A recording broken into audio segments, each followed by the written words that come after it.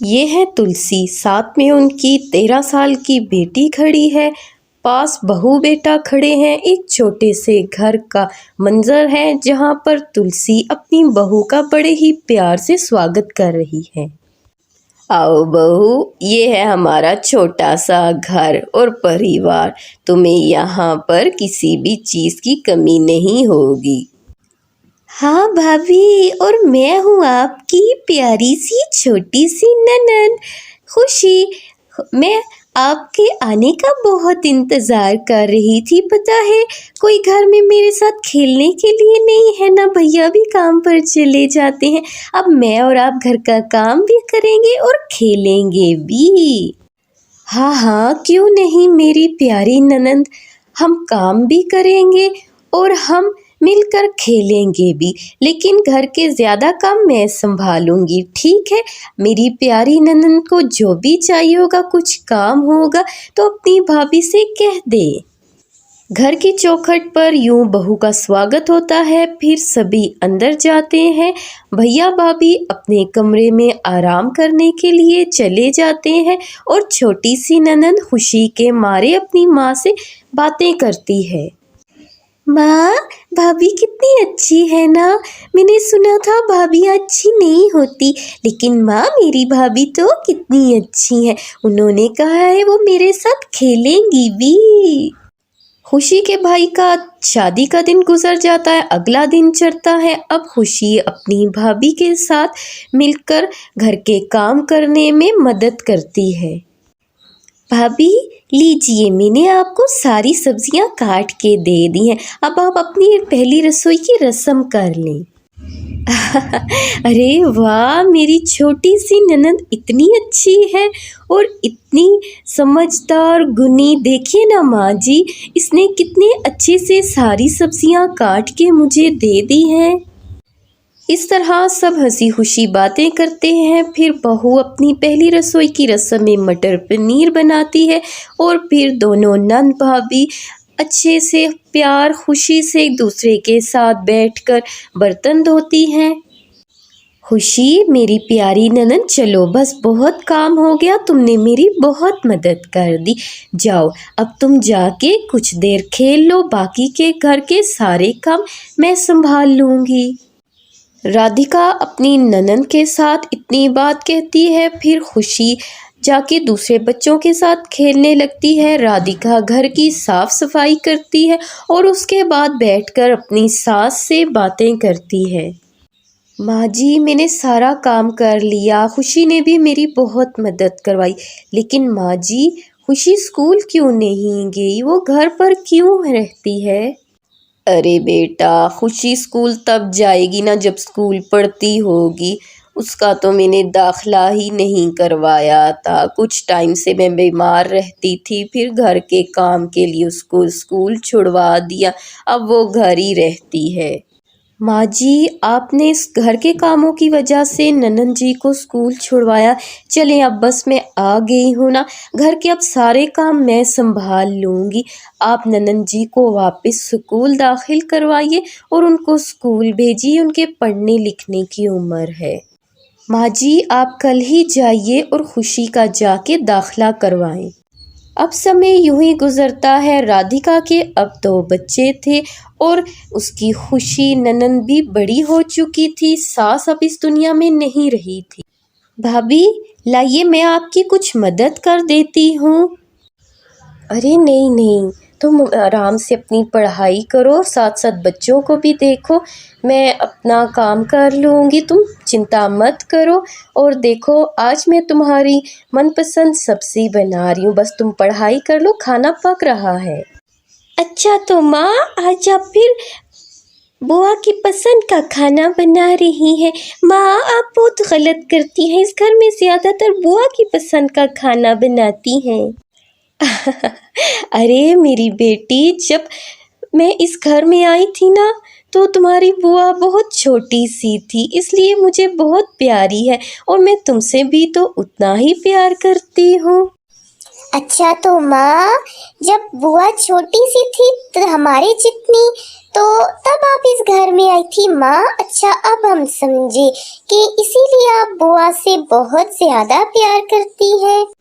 हाँ बच्चों, इसीलिए भाभी मुझसे इतना प्यार करती है। मैं बस तुमसे थोड़ी सी ही बड़ी थी तो भाभी यहाँ आई थी, और माँ के जाने के बाद भाभी ने कभी मुझे अकेलापन महसूस नहीं होने दिया। इस तरह सब हंसी खुशी बातें करते हैं, खाना पकता है, सब खाना खाते हैं, समय यूं ही गुजर जाता है। और अब खुशी के लिए एक बहुत ही अच्छे घर का रिश्ता पंडित देते हैं।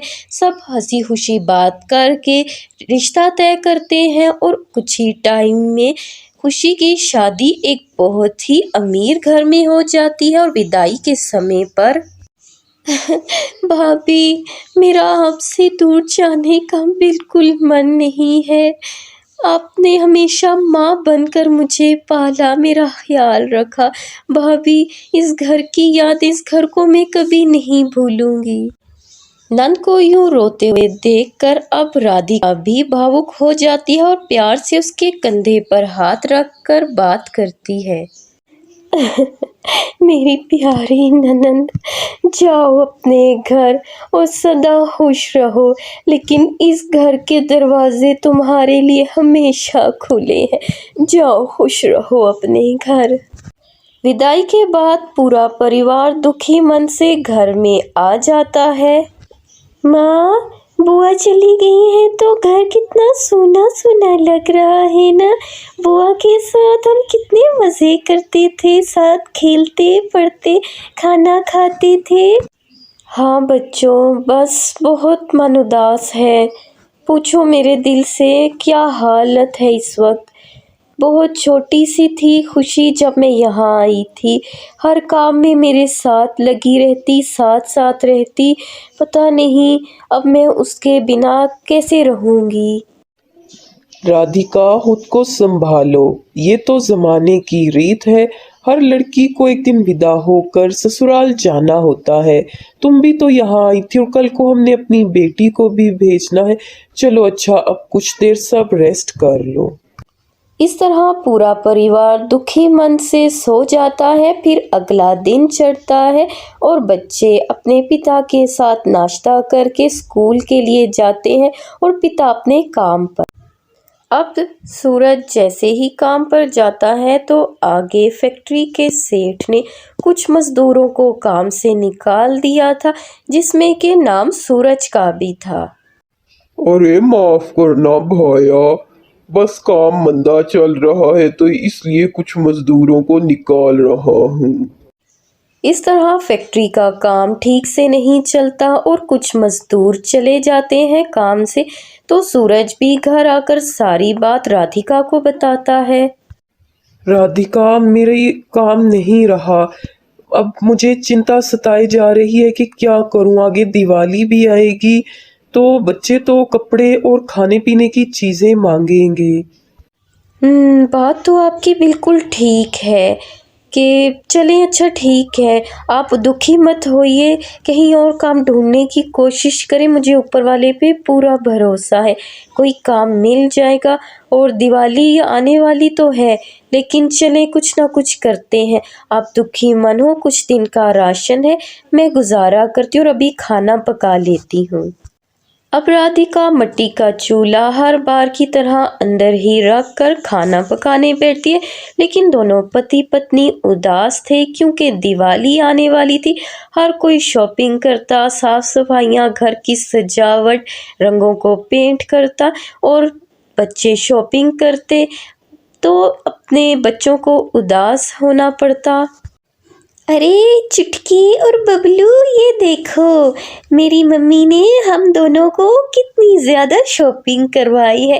दिवाली आने वाली है ना, हमने तो बहुत से नए नए ड्रेस लिए, लेकिन तुम्हारे पापा की तो नौकरी ही नहीं तुम तो कुछ भी नहीं ले सकते। राधिका पास खड़ी बच्चों की ये सारी बातें सुन लेती है और उसका दिल बहुत ज़्यादा उदास हो जाता है, लेकिन वो कुछ कह भी नहीं सकती थी, तो उदास मन लिए अंदर चली आती है। सूरज जी, हर कोई दिवाली की शॉपिंग कर रहा है और हमारे बच्चे उनको देख के उदास हो रहे हैं। समझ नहीं आ रही क्या करूं। आपके पास कुछ पैसे हैं तो दे दें, धनतेरस के लिए एक झाड़ू ही ले आती हूँ और दिवाली के लिए भी कुछ ना कुछ करके चले बच्चों का मन बहला ही लूँगी। हाँ राधिका, ये लो बस थोड़े से पैसे हैं, जाओ इतने में झाड़ू तो आ जाएगा। तुम धनतेरस के लिए झाड़ू ही ले आओ, तो मैं कुछ ना कुछ करता हूँ दिवाली का। अब हम तो रह लेंगे, लेकिन बच्चों को तो हम यूं उदास नहीं रहने दे सकते ना। एक तरफ राधिका के घर का कुछ यूं हाल था तो दूसरी तरफ खुशी अपने घर में बहुत उदास मन लिए खड़ी थी। महेश, मेरा मन बहुत उदास पता नहीं क्यों हो रहा है। पता नहीं ऐसा क्यों लग रहा है कि भैया भाभी घर में उदास हैं। मुझे बहुत चिंता हो रही है। तुम कहो तो मैं जाके उनसे मिल आती हूँ। अरे तो इसमें पूछने वाली कौन सी बात है, तुम्हारे भैया भाभी का घर है, जब दिल चाहे तुम जाकर मिल आओ। जाओ जाकर कुछ खरीदारी कर लो उनके लिए, और तोहफे लेके जाना, खाली हाथ जाना अच्छा नहीं लगता। जाओ जाके तुम मिल आओ, दिल छोटा क्यों कर रही हो। कहते हैं ना, जहाँ सच्चे दिल से रिश्तों का एहतराम और प्यार हो वहाँ दूर रहकर भी एहसास हो जाता है कि हमारे रिश्ते किस हाल में हैं। इसलिए खुशी भी अचानक उदास हो जाती है तो तभी वो जब आती है परिवार से मिलने तो देखती है कि उसकी भाभी बनिए से उधार सौदा ले रही है। भैया बस एक झाड़ू और थोड़ा सा उधार सौदा दे दो। अरे क्यों उधार का सौदा दे दूं, ये बात तो सबको पता है कि तेरे पति की नौकरी नहीं है और न जाने कब मिलेगी, कब तुम मुझे पैसे वापस दोगी। क्या मेरा सामान फ्री फोकट में आता है जो तुम जैसे भिखारियों को दे दूं। चलो जितने पैसे उसमें एक झाड़ू ही लो और चली जाओ यहाँ से। खुशी चुपचाप अपनी गाड़ी में ये सब बातें सुन रही थी। वो कुछ नहीं कहती और उदास मन लिए यूं ही अपने घर की तरफ वापस आती है। मैंने तुमसे कहा था ना कि मेरा मन बहुत उदास है। देखा ना भाभी के क्या हालात हैं, भैया कितने दुखी हैं घर में सब। मुझे तो देखा ही नहीं किया, इसलिए मैं चुप करके चली आई, भाभी से मिली तक नहीं। समझ नहीं आ रही क्या करूं, दिवाली भी सर पर है और भैया भाभी के अब ये हालात। खुशी संभालो अपने आप को, मैं जानता हूँ बहुत परेशानी की बात है, लेकिन हर मसले का हल है। जानती हो, मेरे एक दोस्त ने पिछले कुछ टाइम में नया कारखाना शुरू किया है। मैं भैया की नौकरी की बात वहाँ कर देता हूँ, और जहाँ तक दिवाली की बात है तो चलो आओ हम शॉपिंग करते हैं और दिवाली पर भैया भाभी बच्चों के लिए गिफ्ट लेंगे। इस तरह खुशी अपने पति के साथ मॉल जाती है, वहाँ से अच्छी अच्छी चीज़ें अपने भैया भाभी बच्चों के लिए लेती है। फिर दिवाली का दिन आ जाता है, हर तरफ पटाखों का शोर, लोगों ने घर से जाए पकवान बनाए, लोग मज़े से दिवाली एंजॉय कर रहे थे और वहीं उदास मन लिए अपने घर के बाहर राधिका, सूरज अपने बच्चों को लेकर खड़े थे। पूरा परिवार यूं ही उदास मन लिए खड़ा था कि इतनी ही देर में खुशी अपने पति के साथ अपनी बड़ी सी गाड़ी में आती है और वहीं सबके लिए गिफ्ट्स दिखाती है। भैया भाभी बच्चों, आप सबको हैप्पी दिवाली हमारी तरफ से। आप यहाँ बाहर क्यों खड़े हैं? चलिए आइए ना अंदर चले। देखें, मैं आपके लिए बच्चों के लिए बहुत सारी मिठाइयाँ और गिफ्ट्स लाई हूँ। चलिए जल्दी से आप लोग भी तैयार हो जाइए अंदर आकर। क्या बुआ आप हमारे लिए नए कपड़े मिठाइयाँ लेकर आई हैं? ये आपको पता है पिताजी की नौकरी चली गई है, तो इस बार हमने सोचा कि दिवाली ही नहीं मनाएंगे, लेकिन ये आप हमारे लिए नए कपड़े मिठाइयाँ गिफ्ट्स लेकर आई। बल्ले बल्ले। बच्चे अपनी नादानी में अपनी बुआ के आगे घर का तमाम हाल बयान कर देते हैं। अरे बच्चों, तुम लोग उदास मत हो, ये लो जाओ जाके कपड़े पहन के तैयार हो, बस हम अभी अच्छे अच्छे पकवान बनाते हैं। भाभी भैया, आपके ऐसे हालात थे तो आपने मुझे बताया ही नहीं। वो तो भाभी आपको धनतेरस पर झाड़ू और कुछ सामान लेते हुए मैंने देख लिया था, जहाँ पर बनिया आपके साथ बहुत ही बुरे मन से बात कर रहा था। तभी मुझे पता चला भैया की नौकरी नहीं है। क्या भाभी मैं पराई हो गई हूँ, जो आपने मुझे एक बार भी कुछ नहीं बताया? अरे हट पगली, किसने तुझसे कहा कि तू पराई हो गई है? तू इस घर की जान थी और अब भी है। वो तो हम तुझे उदास नहीं करना चाहते थे, इसलिए कुछ नहीं बताया। तो बस इस बार की दिवाली हमने सोचा ऐसे ही जाने देते हैं। कुछ टाइम बाद तेरे भैया की नौकरी लग जाए तो अगली बार कुछ ना कुछ कर ही लेते। भाभी मन उदास मत करें, भैया की नौकरी की बात कर ली है मेरे पति ने। इनके एक दोस्त ने कुछ ही टाइम पहले एक कारखाना शुरू किया है, जहाँ उन्हें कुछ मज़दूरों की ज़रूरत है, तो इसलिए भैया की बात वहाँ हो गई है। सैलरी भी अच्छी है, तो आप फिक्र मत करें, वो भैया को बुला लेंगे दिवाली के बाद। चलिए आइए हम अच्छे अच्छे अब मिलकर पकवान बनाते और दिवाली मनाते हैं। अब दोनों नंद भाभी बैठकर मज़े मज़े के पकवान बनाती हैं। फिर कुछ ही टाइम बाद पूरा परिवार खुशी के लाए हुए कपड़े से अच्छी तरह तैयार होता है और सब अनार जलाते, दिए जलाते और इस तरह हंसी खुशी अपनी दिवाली को मनाना शुरू करते हैं। माँ देखो कितना मज़ा आ रहा है और मैं कितनी सुंदर लग रही हूँ बुआ की फ्रॉक में। इस तरह नंद अपनी भाभी के लिए अच्छे अच्छे गिफ्ट्स लाती है, तो राधिका के परिवार को भी अच्छे कपड़े दिवाली पर पहनने का मौका मिलता है। और इस तरह नंद की वजह से अब भाभी के घर भी अच्छी दिवाली होती है। सब हंसी खुशी अपनी दिवाली मनाते हैं। सूरज बेटा, तुम मेरे साथ इस बार खेतों की तरफ ज़रूर चलना। बस थोड़ा सा काम है और तुम्हें भी अपने खेतों की हर बात का पता होना चाहिए। चलना मेरे साथ। हाँ हाँ पापा, भैया को ले जाइए। ऐसा ना हो भैया को वहाँ पर कोई लड़की पसंद आ जाए और हाँ बहुत जल्द हमारी भाभी इस घर में आ जाए। वैसे पापा, आपको नहीं लगता कि भैया की अब शादी करवा देनी चाहिए? तो हम भी बहनें खूब अच्छे से सजें, भाभी के हाथ का खाना खाएं, क्या ख्याल है? वैसे बात तो ठीक है मेरी प्यारी बेटियों। तुम्हारे भैया की शादी लायक उम्र तो हो गई है, लेकिन वहाँ एक बहुत अच्छी लड़की भी है, संस्कारी है, बहुत अच्छी मेहनती है, खेतों में काम करती है। वो है तो गरीब घर की, लेकिन मुझे हमेशा से अच्छी लगी है वो। अरे अगर आपको लड़की अच्छी लगी है तो इससे बढ़िया बात क्या है? आपने तो कभी जिक्र ही नहीं किया। समझ गई गरीब घर की है, कोई बात नहीं। हमारे यहाँ तो अमीरी गरीबी कभी देखी नहीं जाती, आपको जिक्र करना चाहिए था। चले आप सूरज को ले जाएं अपने साथ और इस बार उसको लड़की दिखा देना। ये बल्ले बल्ले, इसका मतलब भैया की शादी होने वाली है। मम्मा, मैं तो एक से बढ़कर एक ड्रेस लूंगी। ये फिर हम भाभी को भी पूरा मॉल घुमाएंगे, ये बहुत मज़ा आएगा।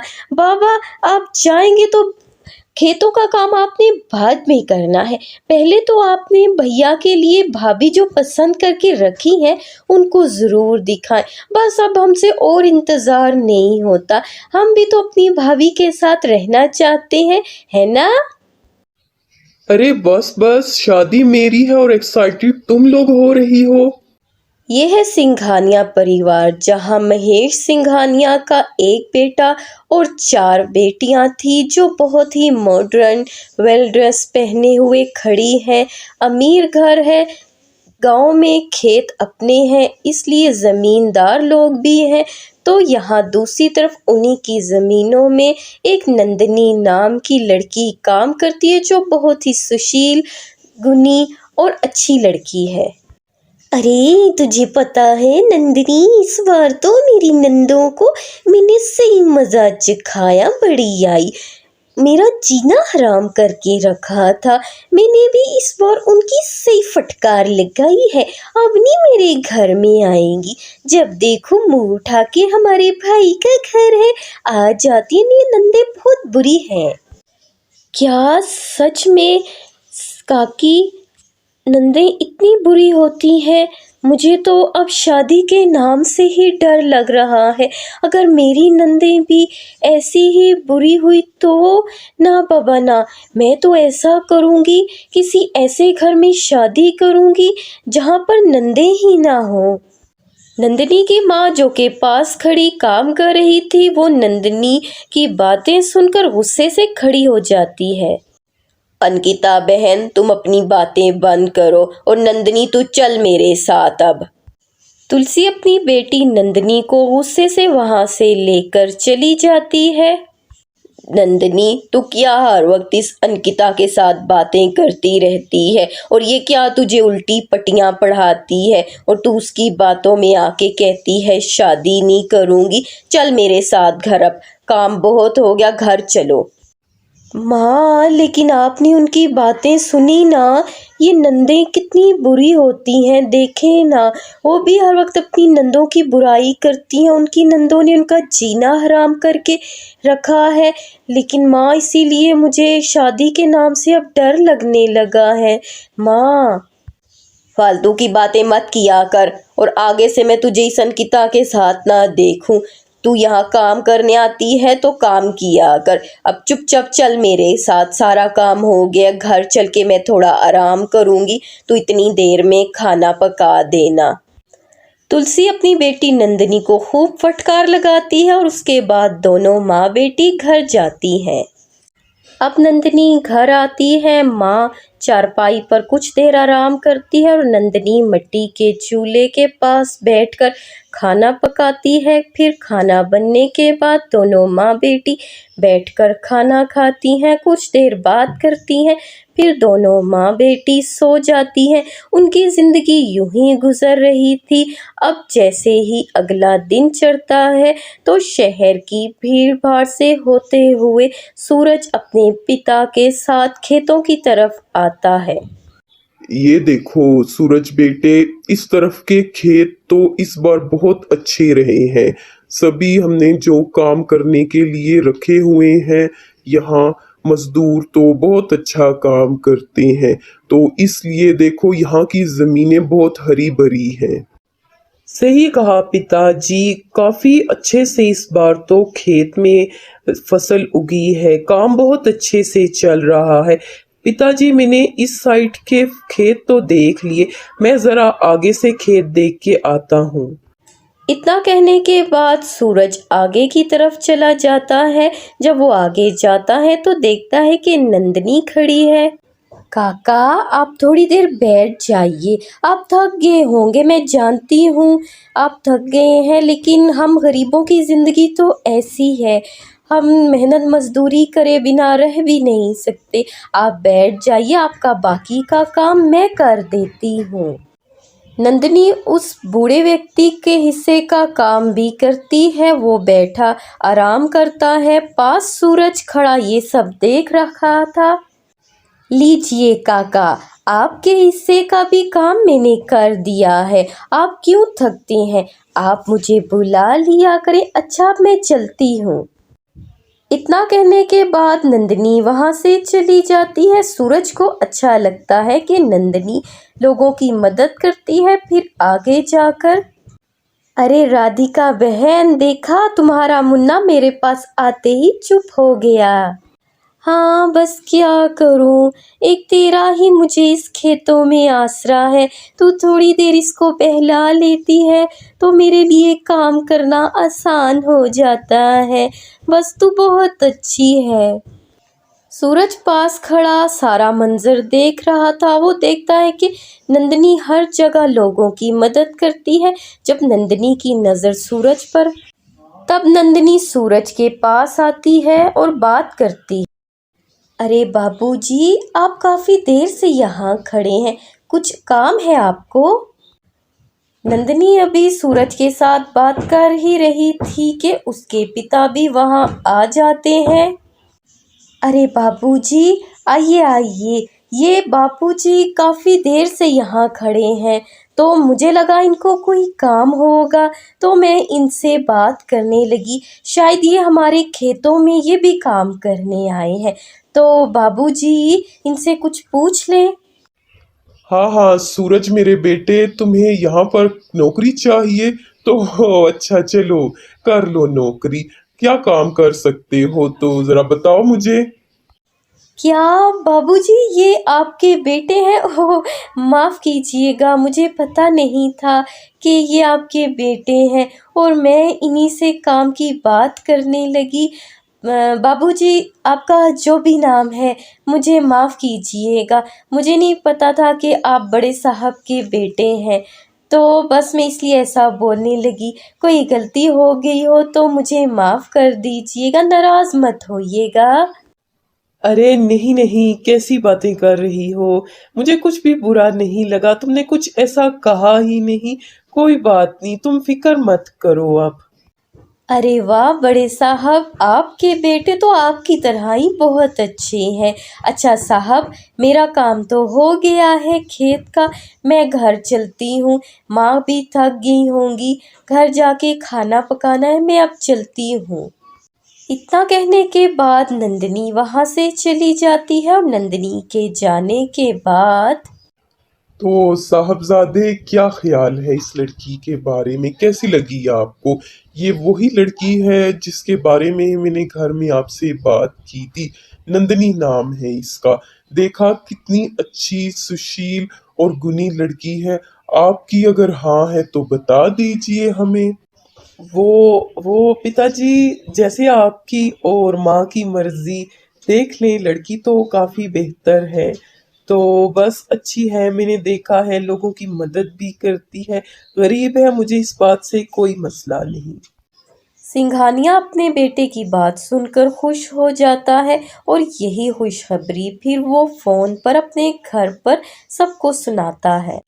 अब सिंघानिया अपनी पत्नी को लेकर नंदिनी के घर आता है और रिश्ते की बात करते हैं उसकी माँ से। अरे बहन, हमें आपकी लड़की बहुत अच्छी लगी है। आपकी लड़की को मेरे बेटे ने भी देखा और मेरे पति तो पहले से ही जानते थे। तो बस मेरी 4 बेटियां हैं, उन्हें बहुत शौक है कि भाई की शादी जल्दी हो।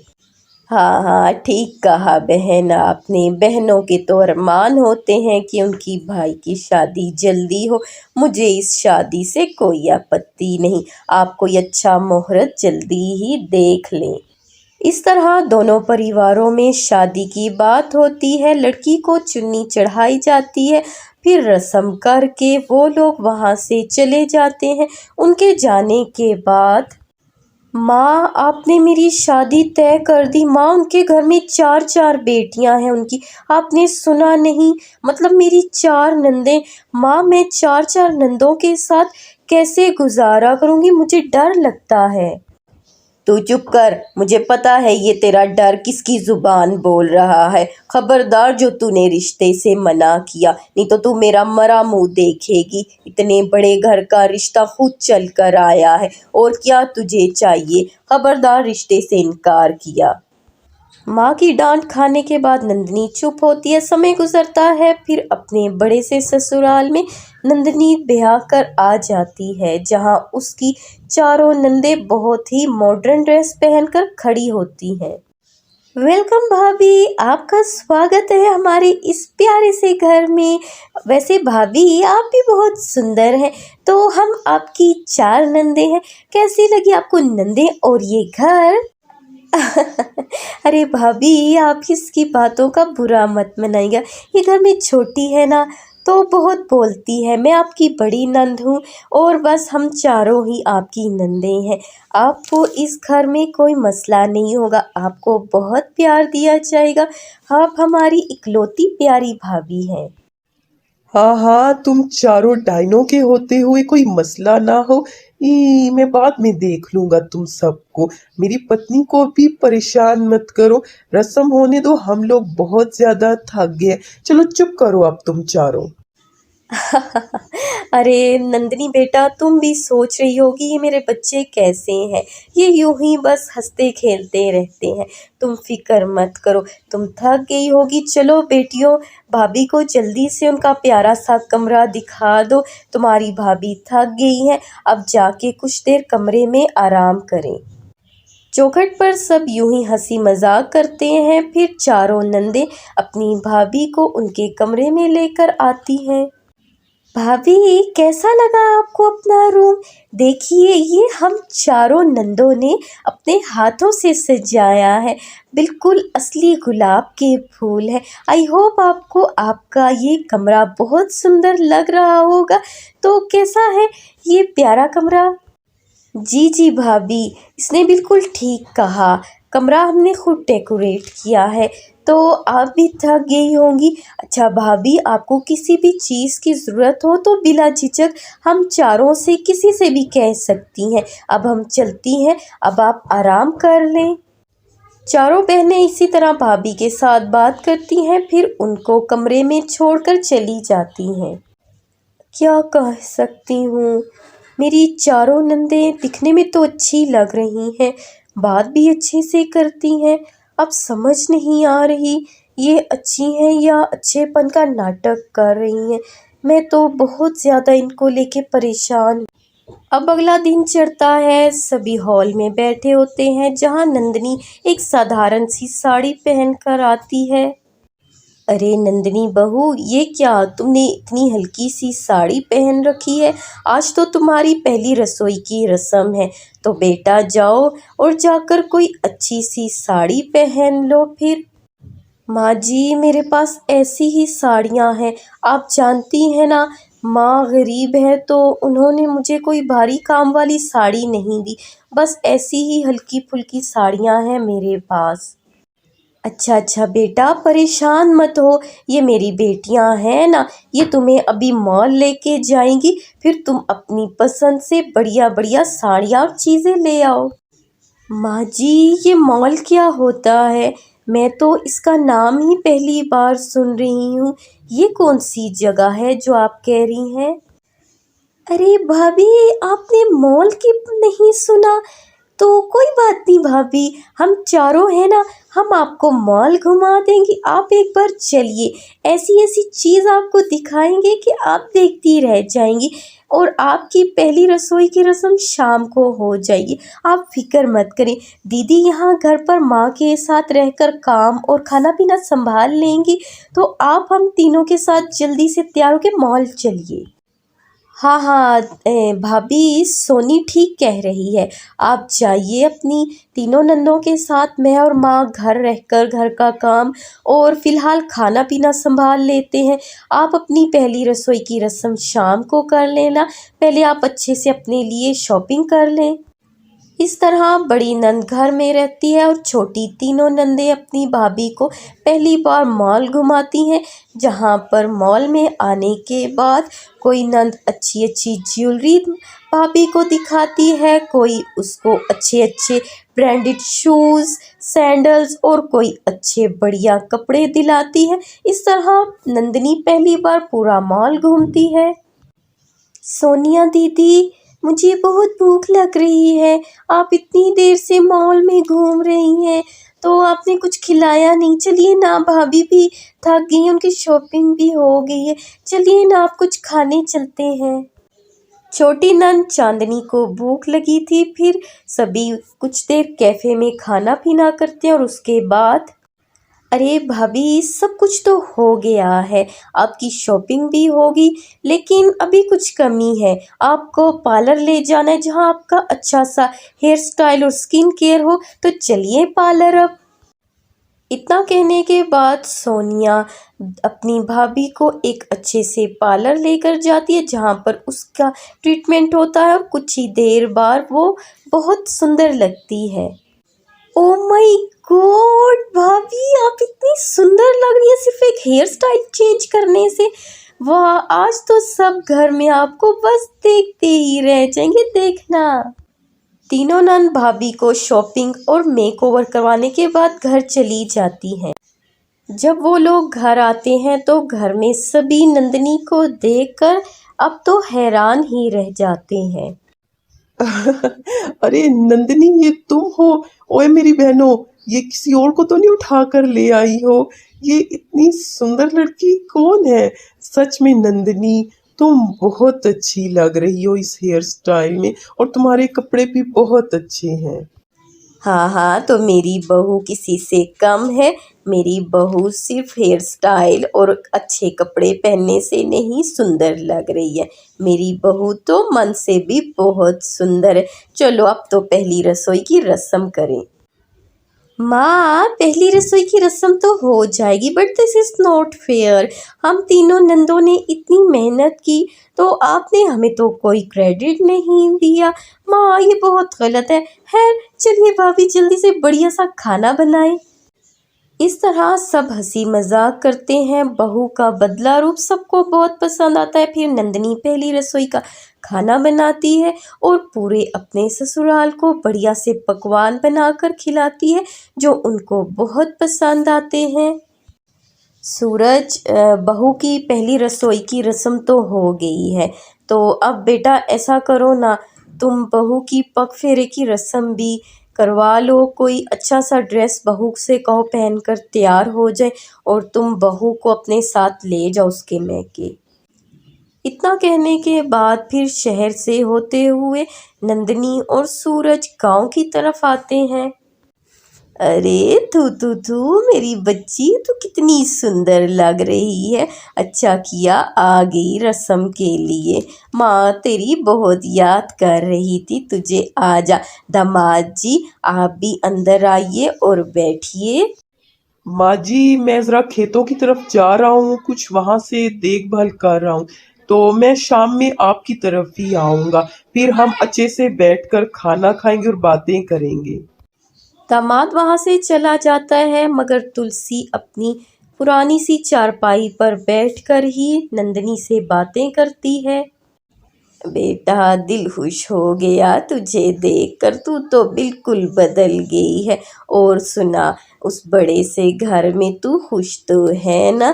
किसी चीज़ का कोई मसला तो नहीं? कैसे है तू? माँ, मैं बिल्कुल ठीक हूँ और बहुत खुश हूँ, लेकिन एक बात समझ नहीं आई। अंकिता काकी तो हमेशा मुझे कहती थी नंदें बहुत बुरी होती हैं, तो मुझे समझ नहीं आ रही अब कि मेरी नंदें वाकई अच्छी हैं या नाटक कर रही हैं अच्छेपन का। माँ, बस इस बात को लेकर शक है। नंदनी बेटा, तू दिल में शक मत रख। देख, कोई बुरा हो तो पता चल जाता है, और तू बात अंकिता की कर रही है। तू जानती है वो खुद ही अपनी नंदों से बहुत चिढ़ती हैं। भाई के घर नंदें आ जाएं तो उसको बुरा लगता है, वो खुद लड़ाइयाँ बहुत करती है। इसीलिए मैंने तुझे हमेशा उसके साथ रहने से मना किया। अब नंदनी माँ की बातें सुनकर चुप हो जाती है। अच्छा तो माँ, अब मैं समझी कि अंकिता काकी तो हर वक्त कहती थी कि मैंने अपनी नंदों को खूब मज़ा चखाया। इसका मतलब कि जब तक हम खुद अच्छे हैं, सामने वाला भी अच्छा है। तो हम खुद ही बुरा करेंगे तो सामने वाला भी बुरा ही बनेगा। अब माँ के साथ बात करने के बाद नंदिनी को तसल्ली हो जाती है। फिर सूरज भी घर आता है तो वहाँ वो लोग बढ़िया पकवान खाते हैं। उसके बाद नंदिनी जब अपने घर आती है तो अपनी सास नंदों के साथ समय बिताती है और अपने ससुराल में खुश रहती है।